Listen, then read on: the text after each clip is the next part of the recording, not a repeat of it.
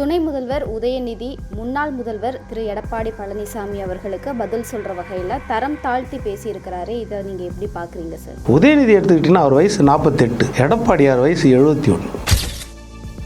ரொம்ப கேவலமான பேச்சுக்களை விமர்சனமாக பேசிட்டு தான் இருக்கார் எடப்பாடியை பற்றி. அவர் காலில் தவழ்ந்து போனார், ஊர்ந்து போனார், என்ன பார்த்தார்.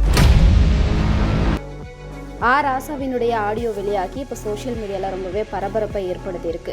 எடப்பாடியார் இது சம்பந்தமாக ஒவ்வொரு மேடையிலையும் குற்றச்சாட்டு வச்சுட்டு வராரு. இதை பற்றி சொல்லுங்கள் சார். ஒரு ஆடியோ வந்தால் என்ன செய்யணும்? ஒன்று, இந்த ஆடியோ எங்களுது இல்லைன்னு ப்ரூவ் பண்ணோம். ஆடியோ வெளியிட்டவங்களும் உடனே கைது பண்ணி வழக்கு போடுங்க. நடிகர் விஜய்க்கு இந்த தேர்தலில் எங்கே போனாலும் உரிய பாதுகாப்பு தரல, காவல்துறையினர் தடுக்கிறாங்க அப்படின்ற குற்றச்சாட்டை சொல்லிட்டு வராரு. இது உண்மையா? கட்டுப்படுத்த முடியாத ஒரு கூட்டத்தை நீங்கள் வச்சுக்கிட்டு அந்த கூட்டத்தை நீங்கள் கட்டுப்படுத்தணுமா இல்லையா?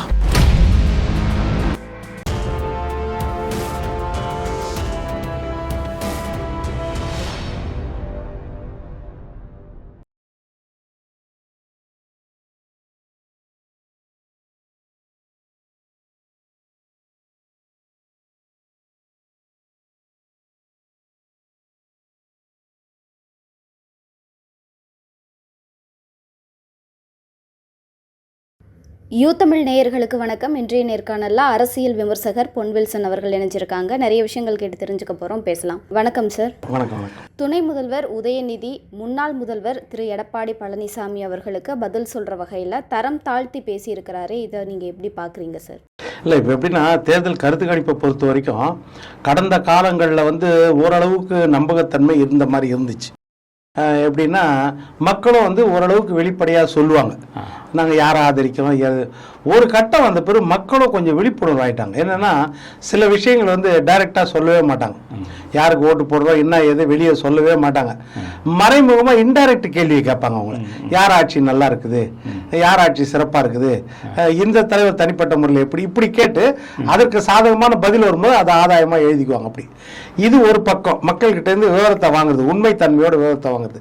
இன்னொரு பக்கம் இந்த கருத்து கணிப்பு எடுக்கிற ஊடகங்களோ இல்லை எதிர்க்க தனியார் நிறுவனங்களோ நம்பகத்தன்மையோடு இருக்குதான்னா அது சிலது அந்த மாதிரி இல்லை.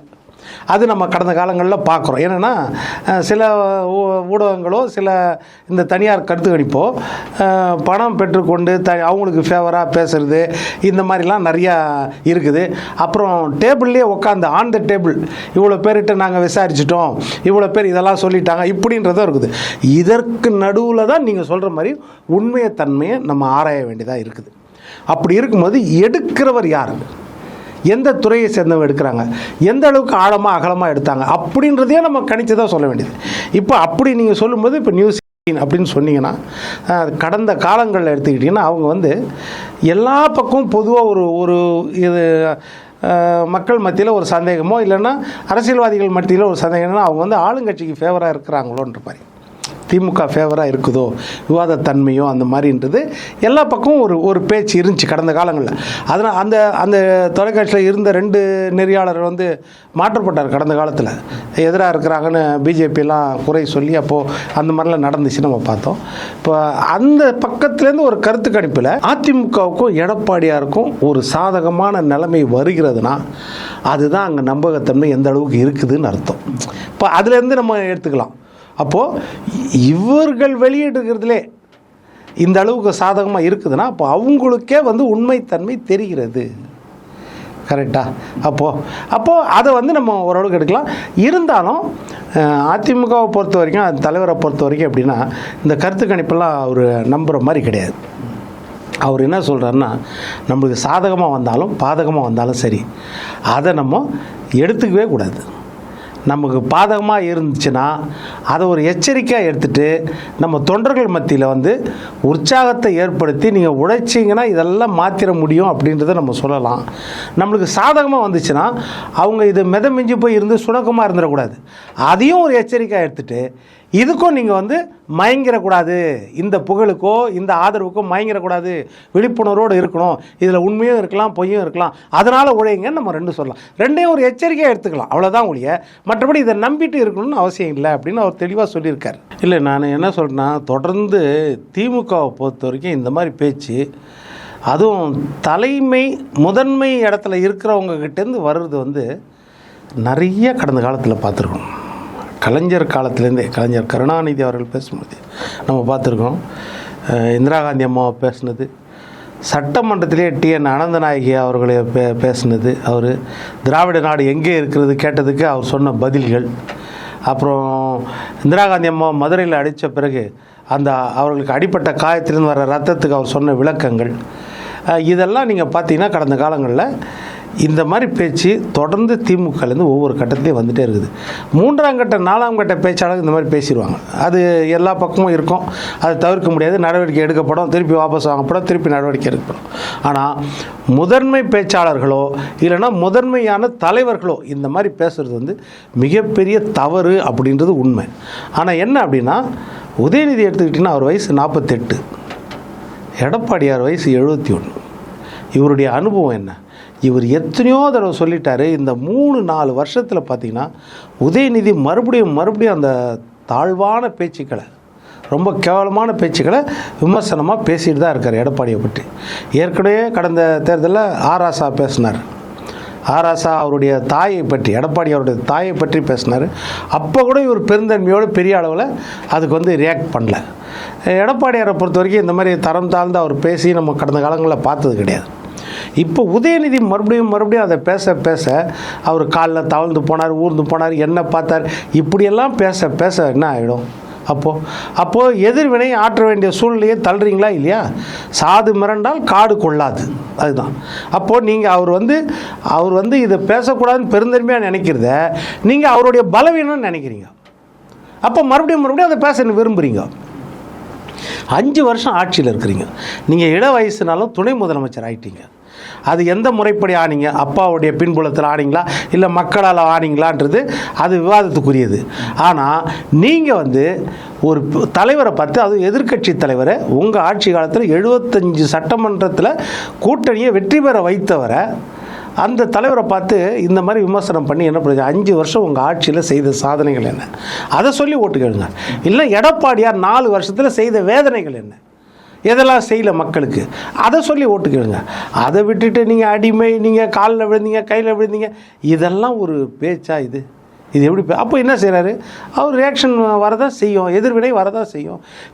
நான் என்ன ஆயுதம் எடுக்கணும்னு என் எதிரி தான் தீர்மானிக்கிறான். நீங்கள் எந்த ஆயுதம் எடுக்க சொல்கிறீங்களோ அந்த ஆயுதம் நான் என்னாலையும் முடியும்.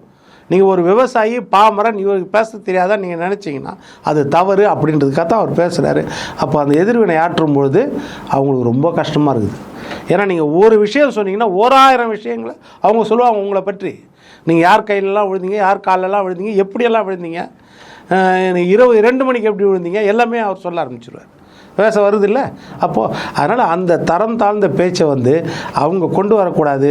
அவங்க கொண்டு வரும்பொழுது வேறு வழி இல்லாமல் எதிர்வினை ஆற்றும்போது வேறு வழி இல்லைன்ற நிலைமையில் தான் அவர் எதிர்வினை ஆற்றுறார். மற்றபடி அவர்களுடைய சாதனைகள் தான் அவர் சொல்கிறாரு எப்போவுமே எடப்பாடியார். எல்லா பேச்சிலும் நீங்கள் இப்போ கிட்டத்தட்ட 200 தொகுதி சட்டமன்ற தொகுதி பார்த்துருக்கீங்க. இப்போ கடைசி ஒரு 3 தொகுதியில் தான் இந்த பேச்சு இருக்குது. அதுக்கு முன்னாடி இந்த மாதிரி பேச்சு இருந்துச்சா பார்த்தீங்களா? அப்போ நீங்கள் தொடர்ந்து பேச அவர் எதிர்வினை ஆற்றுறாரு. ராசாவினுடைய ஆடியோ வெளியாகி இப்போ சோஷியல் மீடியாவில் ரொம்பவே பரபரப்பை ஏற்படுத்தியிருக்கு. எடப்பாடியார் இது சம்மந்தமாக ஒவ்வொரு மேடையிலையும் குற்றச்சாட்டு வச்சுட்டு வராரு. இதை பற்றி சொல்லுங்கள் சார். இப்போ திமுகவை பொறுத்த வரைக்கும் ஒரு விஷயம், ஒரு மீம்ஸ்லேயோ இல்லைன்னா ஒரு யூடியூப் சேனல்லையோ ஏதாவது ஒரு விஷயத்தை பேசினா அதுக்கு ஆதாரம் இல்லைன்னு சொல்லி உடனே வழக்கு, உடனே இரவோடு இரவாக கைது, அவர்கள் குண்டர் சட்டம், அது இல்லாமல் அவங்க வீட்டில் போய் மலத்தையும் சாக்கடையும் தூக்கி அள்ளி தெளிக்கிறது, இதெல்லாம் செய்கிறீங்கல்ல. உங்கள் பேரில், உங்கள் பொறுப்புள்ள அமைச்சர்கள் பேரில் ஒரு ஆடியோ வந்தால் என்ன செய்யணும்? ஒன்று இந்த ஆடியோ எங்களுது இல்லைன்னு ப்ரூவ் பண்ணணும், இல்லை ஆடியோ வெளியிட்டவங்கள உடனே கைது பண்ணி வழக்கு போடுங்க. யார் வேண்டான்னு சொன்னது? செய்யணுமா இல்லையா? பிடிஆர் பழனிவேல் தியாகராஜன் அவருடைய ஆடியோ வந்துச்சு. தெளிவாக சொல்கிறாரு, உதயநிதி சபரீசன் 30,000 கோடி இந்த மாதிரி ஊழல் பண்ணி கொள்ளையடிச்சாச்சு. கலைஞர் 30 வருஷம் சம்பாதிக்கிறத இவங்க வந்து 1 வருஷத்துலேயே சம்பாதிச்சிட்டாங்க அப்படின்றது வந்துச்சு. அதுக்கடுத்து என்ன சொன்னார் அவர்? டாஸ்மாகில் வர வேண்டிய வரி வருவாய் 50% வருவதே இல்லை அப்படின்னு சொன்னார். கிட்டத்தட்ட 25,000 கோடி ஆண்டுக்கு இது வந்து வெளியே போகுது, லீக்கேஜாக இருக்குது, இது முறைப்படி வருஷம் வர்றது இல்லை அப்படின்னு சொன்னார். இப்போ இது மேலே எடுக்கப்பட்ட நடவடிக்கை என்ன? சொல்லுங்கள், செய்யல. அப்போது நீங்கள் என்ன செய்கிறீங்க, அவரை ஒரு இலாக்கா மட்டும் மாற்றி வைக்கிறீங்க. அடுத்து இப்போது நம்ம மத்திய அமைச்சராக இருந்த ஆராசா பேரில் ஒரு ஆடியோ வருது. அதோட உண்மைத்தன்மை என்னன்றது, ஒன்று உண்மைத்தன்மை இல்லைன்னா உண்மைத்தன்மை இல்லைன்றதை நீங்கள் அதை சீஸ் பண்ணி கொண்டு போய் ஃபாரன்சிக்கை அந்த தடயவியல் சோதனை பண்ணி நிரூபிங்க. அப்படி இல்லை அது யார் வெளியிட்டாங்களோ அவங்க மேலே வழக்கு போட்டு அவங்க நீதிமன்றத்தில் கொண்டு வந்து நிறுத்துங்க, வேண்டான்னு சொல்லலை. கைது கூட அவசியம் கிடையாது, வழக்கு போட்டு நீதிமன்றத்தில் நிறுத்தலாம். இதுதான் முக்கியம், இதை செய்யணும். அதை விட்டுட்டு இதை மேற்கோள் காட்டி தான் எடப்பாடியார் பேசுகிறார். இப்போ எடப்பாடியாருக்கு எப்படி தெரியும்? எடப்பாடியார் தெரியுமா அவர் கைதாக வச்சுருந்தாங்களா, வீட்டு சிறை இருந்தாரா, இல்லை கட்டுப்பாட்டில் வச்சுருந்தாங்களா? இதெல்லாம் இவருக்கு தெரியாது, எதிர்க்கட்சி தலைவருக்கு தெரியாது. ஆனால் வந்த ஆடியோ தான் அவர் சொல்கிறார். இந்த மாதிரி உங்கள் நம்பகத்தன்மை உள்ள ஒரு அமைச்சர், முன்னாள் அமைச்சர் பேசுகிறதா வந்திருக்குதே, இதுக்கு என்ன பதில் சொல்கிறீங்கன்னா, உங்கள் கோபம் அங்கே இருக்கணும். ஒன்று இதை பேசினவர் மேலே கோபம் இருக்கணும், இல்லைனா பேசினதா சொல்லி வெளியிட்டவர் மேலே கோபம் இருக்கணும். இதுதான் இருக்கணும். இதை மேற்கோள் காட்டி சொன்னவரை நீங்கள் அவரை தாக்கி என்ன பிரயோஜனம், அவரை பேசி என்ன பிரயோஜனம் இல்லை உங்களுக்கு? அப்போ நீங்கள் அதை பேசுகிறதா சொன்ன அந்த முன்னாள் அமைச்சர் அவரை நீங்கள் கிளியரன்ஸ் பண்ணுங்கள், அவர்கிட்ட என்ன விளக்கம் கேளுங்க, அவர்கிட்ட நோட்டீஸ் கொடுங்க, ஒழுங்கு நடவடிக்கை எடுக்க சொல்லுங்கள். இந்த மாதிரி ஏன்னா யாருனாலும் பேசிடலாம், இல்லை பேசாமல் கூட இருக்கலாம். இந்த மாதிரி ஆஃப் த ரெக்கார்டு யார் வேணாலும் பேசிடலாம், தலைவர் மரியாதை கூட இருக்கும். ஆனால் இஷ்டத்துக்கு உரிமையோடு பேசிடுவாங்க சில நேரத்தில். ஆஃப் த ரெக்கார்டு பேசாமல் கூட இருந்திருக்கலாம். ஆனால் அதை உடனே தண்ணி நீங்கள் சொல்லுங்கள். அதை விட்டுட்டு இது சொன்னவர் மேலே சொல்லி என்ன பிரயோஜனம்? அவர் பார்த்தாரா, அவருக்கு தெரியுமா இப்படி பேசிகிட்டு இருக்காரு? அப்போவே தெரியுது இதில் ஏதோ ஒரு இடத்துல தவறு நடந்திருக்கிறது அப்படின்னு தெரியுது. நடிகர் விஜய்க்கு இந்த தேர்தலில் எங்கே போனாலும் உரிய பாதுகாப்பு தரல, காவல்துறையினர் தடுக்கிறாங்க அப்படின்ற குற்றச்சாட்டை சொல்லிட்டு வராரு. இது உண்மையா? இப்போ நீங்கள் எடுத்துக்கிட்டிங்கன்னா தேர்தல் கமிஷன் மத்திய தேர்தல் கமிஷன் தான் இந்த எலெக்ஷனுக்கு. அடுத்து என்னென்னா காவல்துறை தேர்தல் கமிஷன் கட்டுப்பாட்டில் வந்துடும். Once moral code of conduct வந்துருச்சுன்னா, தேர்தல் அறிவிப்பு வந்ததுன்னா காவல்துறை அதனால தான் டிஜிபியை மாற்றுறாங்க. எல்லாருமே தேர்தல் கமிஷன் மாற்றிடும். அவங்க இஷ்டத்துக்கு எது வேணாலும் செய்ய முடியும். அவங்களுக்கு அந்த அளவுக்கு அதிகாரம் கொடுத்துருக்குது. இண்டிபெண்ட் பாடி அவங்க. சரி, இப்போ இவர் சொல்கிற புகார் விஜய் சொல்கிற புகார் எல்லா காலத்துலேயும் அங்கொன்று இங்கொன்றுமாக இந்த மாதிரி இருக்கும். நம்ம கேள்விப்பட்டோம். இப்போ ஒன்றும் வேணாம், 2004லேருந்து 2014 வரைக்கும் காங்கிரஸ் ஆட்சி மத்தியில். காங்கிரஸுக்கு பிஜேபியை பிடிக்காது கண்டிப்பாக, இல்லையா? அதே மாதிரி அந்த காலகட்டத்தில் அதிமுகவையும் பிடிக்காது அவங்களுக்கு. என்னைக்காவது அந்த 10 வருஷத்தில் 2006 தேர்தல், அப்புறம் 2011 தேர்தல், இந்த தேர்தலெல்லாம் 2009 தேர்தல், இந்த தேர்தலெல்லாம் காங்கிரஸோ இல்லைனா அதிமுகவோ எங்களுக்கு எங்கள் தலைவரை பிரச்சாரம் பண்ணி விட மாட்டாங்கன்னு எங்கன்னா புகார் வந்துச்சா? வரல. அதற்கு பிறகு 2014லேருந்து இன்னைக்கு வரைக்கும் பிஜேபி மோடி ஆட்சி. மோடிக்கு நேர் எதிர் காங்கிரஸ் அப்போ அலோவ் பண்ண மாட்டாங்க. அதே மாதிரி திமுக நேர் எதிரி. என்னைக்காவது திமுக தலைவரோ இல்லைனா காங்கிரஸ் தலைவரோ என்னை பிரச்சாரம் பண்ண விட மாட்டாங்க, எனக்கு அனுமதி கொடுக்க மாட்டாங்க எங்கன்னா புகார் வந்துச்சா? வரல. சரியா? ஆனால் என்ன மாதிரி புகார் வரும்னா, தேர்தலுக்கு இலவசங்கள் கொடுக்குறாங்க, அங்கங்கே பரிசு பொருட்கள் கொடுக்குறாங்க, அதை தேர்தல் கமிஷன் சரியாக பார்க்கல, பணப்பட்டுவாடா பண்ணுறாங்க, லஞ்சம் கொடுக்குறாங்க ஓட்டுக்கு, இதை கவனிக்கலை, பட்டியல் அடைக்கிறாங்க, இதை இந்த மாதிரி புகார் தான் வரும். தேர்தல் பிரச்சாரம் செய்ய அனுமதிக்க மாட்டாங்கன்னு புகாரே வராது. இது எல்லாரும் அனுமதிச்சிருவாங்க. ஏதோ ஒரு இடத்துல நடைமுறை சிக்கல் இருக்கும், அங்கே கொடுத்துருக்க மாட்டாங்க. இல்லை சில அதிகாரிகள் ஒரு இடத்துல ஆளுங்கட்சிக்கு ஆதரவாக இருப்பாங்க, அவங்க அனுமதி கொடுக்காம டிலே பண்ணுவாங்க, அது பேசி வாங்கிடுவாங்க, அவ்வளோதான். பொதுவாக எங்கேயுமே கொடுக்க மாட்டுறாங்க எங்கள் தலைவருக்கு எங்கன்னா புகார் வருமா? வராது. அடுத்த கட்டம் சொல்கிறேன், கட்டுப்படுத்த முடியாத ஒரு கூட்டத்தை நீங்கள் வச்சுக்கிட்டு அந்த கூட்டத்தை நீங்கள் கட்டுப்படுத்தணுமா இல்லையா? அரசியல் வயப்படுத்தணுமா இல்லையா? உங்களுக்கு நிறைய ரசிகர் பட்டாளம் இருக்குது, நம்ம இல்லைன்னு சொல்ல. முன்னணி கதாநாயகனாக இருந்தவங்க, உங்களுக்கு ஓட்டு போடுறவங்க உங்களை பார்க்க வராங்களோ இல்லையா, உங்களை பார்க்கணுன்னு நினச்சி வர்றவங்க எக்கச்சக்கமாக இருப்பாங்க. இப்போது எடப்பாடியார் கூட்டம் 200 கூட்டம் 71 வயசில் எல்லா கூட்டத்திலையும் ஆயிரக்கணக்கான லட்சக்கணக்கான மக்கள் நிற்கிறாங்க. ஆனால் எப்படி கூடுறாங்கன்னு தெரியாது, எப்படி பிரிஞ்சு போகிறாங்கன்னு தெரியாது, கூட்டம் எப்படி டிஸ்பர்ஸ் ஆகுதுன்னே தெரியாது. அந்த அளவுக்கு கட்டுப்பாடோட அவருடைய பேச்சை ரசிக்கிறதுக்காக வந்த கூட்டங்கள், இங்கே உங்களை பார்க்க வருகிற கூட்டங்கள். அப்போ ரெண்டுத்துக்கும் வித்தியாசம் இருக்குது. ஒரு இடம்னா லெவல் பிளேயிங் ஃபீல்டு கொடுக்கணும். தேர்தல் கமிஷனை பொறுத்த வரைக்கும் 26 பேர் பெரம்பூரில் நிற்கிறாங்கன்னா 26 பேரில் சுயேட்சைக்கு என்ன ஒரு உரிமையோ சுதந்திரமோ இருக்குதோ அதுதான் முதலமைச்சர் வேட்பாளராக இருந்தாலும் இருக்கும். அது அவங்களுக்கு எல்லாருக்கும் கொடுக்கணும்ல. விஜய்க்கு மட்டும் கொடுத்துட்டு அவங்க மற்றவங்களாம் என்ன செய்யுது அப்புறம்? அப்போது நீங்கள் அந்த தேர்தல் நேரத்தில் உங்களை கட்டுப்படுத்தி எப்படி வியூகம் அமைச்சு நீங்கள் வந்து தேர்தல் பிரச்சாரம் பண்ணணும், இதை நீங்கள் பார்க்கணும். எனக்கு கொடுக்க மாட்டாங்கன்னா போனது இப்போ இதில் பெரம்பூரில் வில்லிவாக்கத்தில் கேட்டிருக்காரு, 2லேருந்து 6 மணி வரைக்கும் டி நகரில் கேட்குறாரு. எப்படி 2லேருந்து அவங்க என்ன செய்கிறாங்க, 2லேருந்து 3 மணி வரைக்கும், இல்லை 1லேருந்து 2 மணி வரைக்கும், 1 மணி நேரம் தான் ஒரு இடத்துக்கு கொடுக்க முடியும். நீங்கள் பாட்டுக்கு 2லேருந்து 6 கேட்டால் 6 மணிக்கு வரீங்களா 2 மணிக்கு வரைக்கும் தெரியாது. அது 4 மணி நேரம் டி நகரே ஸ்தம்பித்து போகிறதுக்கா? இது யோசிக்க மாட்டாங்களா? அதனால் இதெல்லாம் வந்து ப்ராக்டிக்கல் கஷ்டம். அடுத்து நான் என்ன சொல்கிறேன், விஜயை பொறுத்த வரைக்கும் நம்மளும் இந்த 2.5 வருஷம் பார்த்து ஏமாந்து போயிட்டோம். பிப்ரவரி 2024 கட்சி ஆரம்பிக்கிறார். கட்சி ஆரம்பித்த பிறகு செப்டம்பரில் என்ன சொல்கிறாங்க அவங்க ஆளுங்களாம், ஐயா ஒரு கதாநாயகன் ஒரு படத்துக்கு ஒத்துக்கிட்டார், அதனால் மக்களை சந்திக்க வர முடியல, பிரச்சாரம் பண்ண முடியல, மக்கள் பிரச்சனையை ஃபேஸ் பண்ண முடியல, அவரால் நாலு ஒரு மேனியும் பொழுது ஒரு உடம்பா மக்களை சந்திக்கணும், ஆனால் ஒரு 3 மாதம் டைம் கொடுங்க, டிசம்பரில் படம் முடிஞ்ச உடனே வந்துடுவார். நாங்கள் 24 டிசம்பர் முடிஞ்சு, 25 டிசம்பர் முடிஞ்சு, மார்ச் முடிஞ்சு போச்சு. இன்னும் வரேன்னு கடைசியாக தேர்ந்தெடுத்து ஒரு சனிக்கிழமை வருதா பார்த்தாரு. 2வது சனிக்கிழமை 3வது சனிக்கிழமையே கரூர் சம்பவம் நடந்துச்சு, 41 பேர் மரணம் பார்த்தோம். அப்போ நம்ம தானே முன்னெச்சரிக்கையாக இருக்கணும். அதுதானே. இன்னொரு பக்கம் எடுத்துக்கோங்க, பொது வாழ்வு தனி வாழ்வுன்னு தனித்தனி கிடையாது. எந்த ஒரு பொது வாழ்க்கைக்கு வந்தவங்களுக்கும் இது ரொம்ப காலமாக சொல்லியிருக்கிறாங்க, தனி வாழ்வு பற்றி பேசக்கூடாது அப்படின்னு.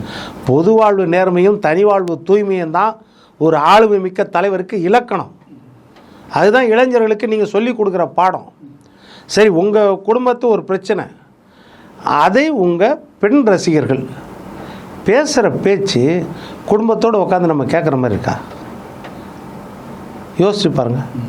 நம்ம எல்லாரையும் சொல்ல, சில பெண் ரசிகர்கள் பேசுகிற பேச்சு குடும்பத்தோடு உட்காந்து, உங்களுக்கு இளைஞர்கள் அந்த அடலசன் ஸ்டேஜ் தானே உங்களுக்கு ஆதரவு. அது பெற்றோர் அந்த பிள்ளைங்களை வச்சு அதை நீங்கள் சொல்கிற அந்த பேட்டியை பார்க்க முடியுமா? அதை கட்டுப்படுத்த வேண்டியது யார் கடமை? அதை கண்டிக்க வேண்டியது யார் கடமை? சொல்லுங்கள். இப்போது தலைவரை எதிர்த்தோ கட்சி எதிர்த்தோ ஒரு தொண்டன் பேசிட்டான்னா உடனே ஒழுங்கு நடவடிக்கை எடுக்கப்படுமா இல்லையா? அப்போ இந்த மாதிரி பேச்சும் உங்கள் கட்சிக்கும் தலைவருக்கும் தலைவருடைய குடும்பத்திற்கும் கெட்ட பேரை ஏற்படுத்துதுன்னா நீங்கள் நடவடிக்கை எடுக்கணுமா இல்லையா?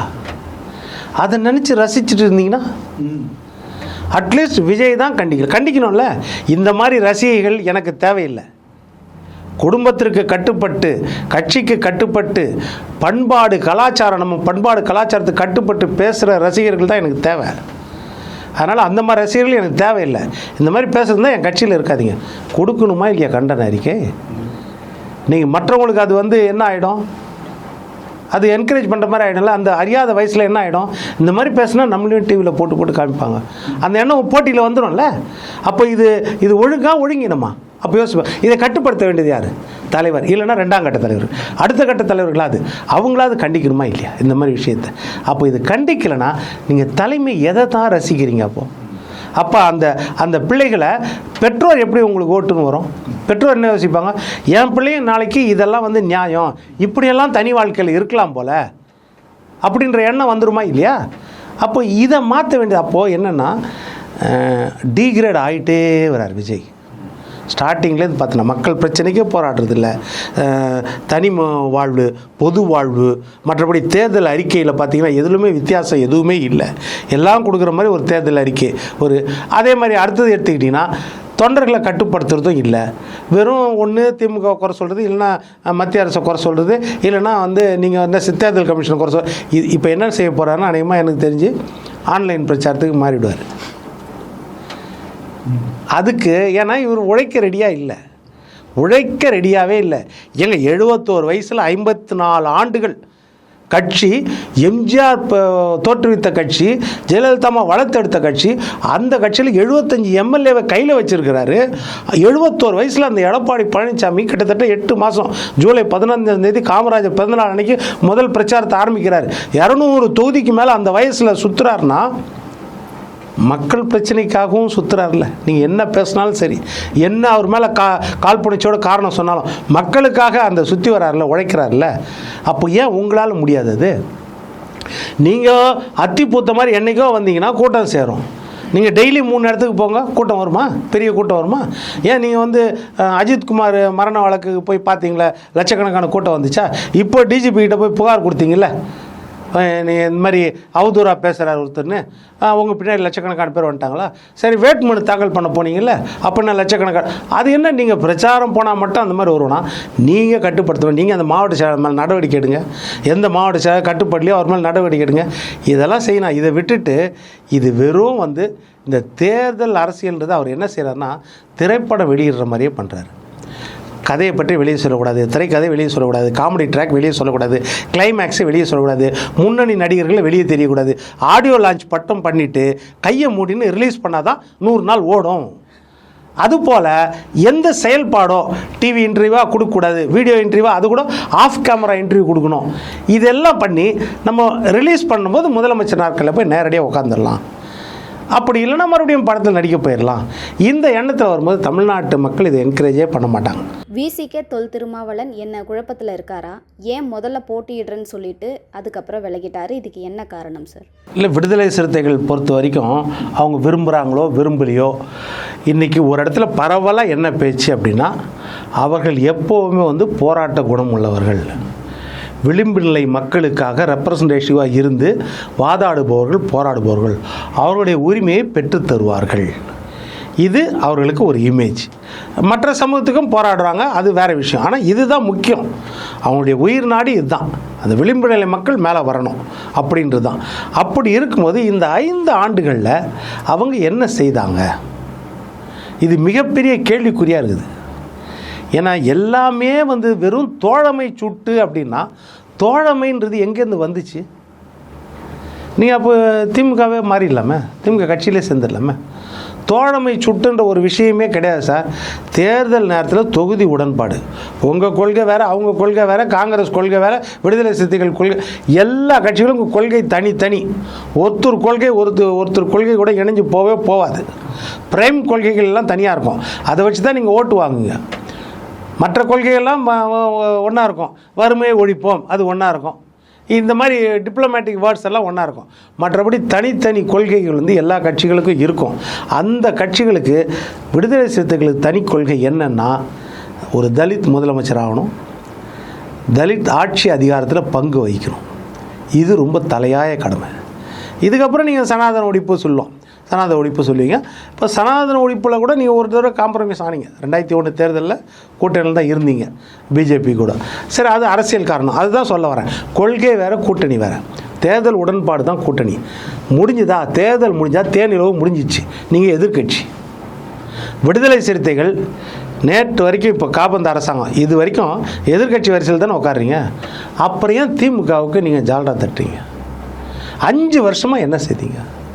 மது ஒழிப்பு மாநாடு கள்ளக்குறிச்சியில் போய் அந்த தாய்மார்கள் கண்ணீரை தாங்க முடியாமல் மது ஒழிப்பு மாநாடு நடத்தி அதை என்னன்னு மாற்றிட்டீங்க? மகளிர் மாநாடாக மாற்றி, அப்புறம் இது என்னது போதை ஒழிப்பு மாநாடாக மாற்றி, இது மோடி தான் ஒழிக்கணும்னு சொல்ல ஆரம்பிச்சிட்டிங்க. யார் இங்கே ஒழிக்கணுமோ அந்த டிகேஎஸ் இளங்கோவும் திருச்சி சிவானி மேடையில் நிற்கிறாங்க, ஆர்எஸ் பாரதி மேடையில் நிற்கிறாங்க. உங்கள் மேடையில் இந்த காம்ப்ரமைஸ் செய்யலாமா? வேங்கை வயல் விஷயத்தில் என்ன ஆச்சு?